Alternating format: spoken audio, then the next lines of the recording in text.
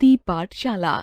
यह पाठ हमें स्वतंत्रता संग्राम के दौरान की पाठशाला की स्थिति को बताता है। लेखक ने सन 1920 के दौर में झांसी में स्थित सरस्वती पाठशाला का परिचय दिया है। इसकी आर्थिक स्थिति अच्छी नहीं थी। जल्द ही इसे राष्ट्रीय सरस्वती पाठशाला बना दिया गया। राष्ट्रीयता की लहर ने छात्र और अध्यापक के संबंध बिल्कुल बदल दिए थे। छात्रों के लिए मास्टर शब्द मित्र का पर्यायवाची हो गया था। पाठशाला के कैसे वातावरण ने लेखक के मन पर अमिट छाप छोड़ी, इस पाठ को सुनकर जानते हैं। झांसी के मोहल्ले बहुत दूर दूर पर बसे हुए थे। शहर, सीपरी बाजार और सदर। झांसी का मुख्य और सबसे बड़ा मोहल्ला सदर है। किले से लगा हुआ यही पुराना शहर है। इसी में झांसी का सबसे बड़ा बाजार है। सदर फौजी छावनी से लगा हुआ मोहल्ला है। इससे 2 मील के फासले पर स्टेशन और सीपरी बाजार हैं। इन तीनों मोहल्लों से दूर थी हमारी सरस्वती पाठशाला। 2 तरफ सड़कें, सामने जीवन शाह की टौरिया, पास ही झांसी का प्रसिद्ध किला, स्कूल के सामने छोटा सा खेल का मैदान। कमरों की छत खपरेल की, स्कूल के बड़े हॉल की छत भी खपरेल की। सन 1920 में यहाँ 3रे दर्जे में मेरा नाम लिखवाया गया था। तब वह सरकारी अथवा अर्ध सरकारी स्कूल था। एक दिन स्कूल में मेडल बंटे थे जो तांबे या पीतल के बने थे। उन पर जॉर्ज पंचम की तस्वीर बनी थी। मैं मेडल लेकर घर आया तो बड़े भाई ने कोई प्रसन्नता प्रकट नहीं की। जिन मास्टर साहब ने यह मेडल दिया था वह पूरे अंग्रेज भक्त थे। वह खूंखार मुद्रा में रहते थे। जिस दिन मेडल बांटे थे उस दिन जरूर मुस्कुराए थे। इसके कुछ दिन बाद ही सरस्वती पाठशाला बदलकर राष्ट्रीय सरस्वती पाठशाला हो गई। एक दिन स्कूल के मैदान में विद्यार्थियों और शिक्षकों की सभा हुई और उसमें विदेशी कपड़े न पहनने की प्रतिज्ञा की गई। एक छोटी सी होली जलाई गई। उसमें लोगों ने अपनी गोल टोपियां फेंक कर जलाईं। मैंने भी अपनी टोपी उतारकर उसमें फेंक दी। घर आने पर मैंने जो कुछ किया था बता दिया। डांट डपट की नौबत न आई, चूंकि बड़े भाई का समर्थन प्राप्त था। पाठशाला के राष्ट्रीय होने का अर्थ था सरकार से संबंध विच्छेद। बहुत से पुराने शिक्षक चले गए, बहुत से नए शिक्षक आ गए।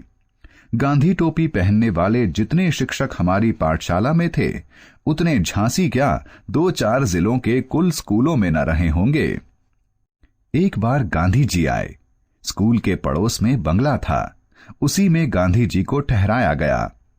इस बंगले के स्वामी लाला गंगा सहाय थे। इन्हीं के यहां मेरे पिता मुनीम थे। लाला गंगा सहाय अंग्रेज भक्त ठेकेदार थे। राय बहादुरी का खिताब भी उन्हें मिला था। वह सदर में रहते थे। वहीं बहुत से मकान और दुकानें थीं। कई किस्म के धंधे अंग्रेजों के संपर्क से होते थे। इसीलिए गांधी जी को अपने बंगले में ठहराकर उन्होंने साहस का काम किया था। विद्यार्थी लाइन लगाकर गांधी जी के सामने से धीरे धीरे निकलते और उनके दर्शन करते जाते। वह जमीन पर दरी बिछाए बैठे थे। जहां तक मुझे स्मरण है उनके सिर पर गांधी टोपी नहीं थी, वह पगड़ी पहने हुए थे। शाम को शहर में उनका भाषण था। पिताजी मुझे ले गए। हम लोग मंच के बहुत करीब थे। गांधी जी ने बोलना शुरू किया तो लोगों को सुनाई न दिया। पीछे वालों ने जोर लगाया। भीड़ बेकाबू हो गई। पिताजी ने उठाकर मुझे कंधे पर बिठा लिया, वरना कुचला गया होता। सरस्वती पाठशाला शहर में राष्ट्रीय चेतना का गढ़ थी। उसमें एक बार कांग्रेस का कोई अधिवेशन भी हुआ। उसमें भारत के कोने कोने से बड़े नेता आए थे। उसके स्वागताध्यक्ष क्लिष्ट हिंदी के आचार्य चंडी प्रसाद हृदयेश थे। उनका छपा हुआ भाषण बांटा गया, जिसे मैंने कई बार पढ़ा, पर समझ में कुछ भी न आया। श्री ब्रजभूषण लाल त्रिपाठी निश्चल कवि, नाटककार और अध्यापक थे। बोलिए सप्रेम बार बार वंदे मातरम उनका लिखा हुआ यह गीत प्रार्थना के रूप में सारे छात्र और अध्यापक गाते थे। वे मेरी कक्षा में न पढ़ाते थे, बड़े भाई को पढ़ाते थे। त्रिपाठी जी ने आगे चलकर 10वें दर्जे में मुझे रामचरितमानस का अयोध्या कांड पढ़ाया था। करुणा से अवरुद्ध कंठ, आंखें छलछलाई हुईं, घनी मूछों में ओंठ कुछ कहने का विफल प्रयास करते हुए। लगता था त्रिपाठी जी स्कूल के कमरे में नहीं हैं, तुलसीदास के साथ भरत और कौशल्या का साक्षात दर्शन कर रहे हैं। सरस्वती पाठशाला के एक अन्य अध्यापक रुद्र नारायण जी के बारे में महान उपन्यासकार वृंदावन लाल वर्मा जी लिख चुके हैं।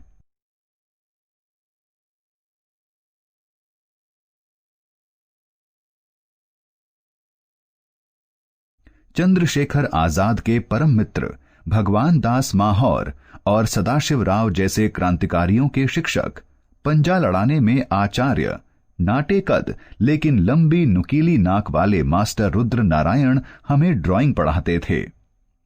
उन्होंने रेखाओं से निराकार और सदाशिव राव जैसे क्रांतिकारियों के शिक्षक, पंजा लड़ाने में आचार्य, नाटे कद लेकिन लंबी नुकीली नाक वाले मास्टर रुद्र नारायण हमें ड्राइंग पढ़ाते थे।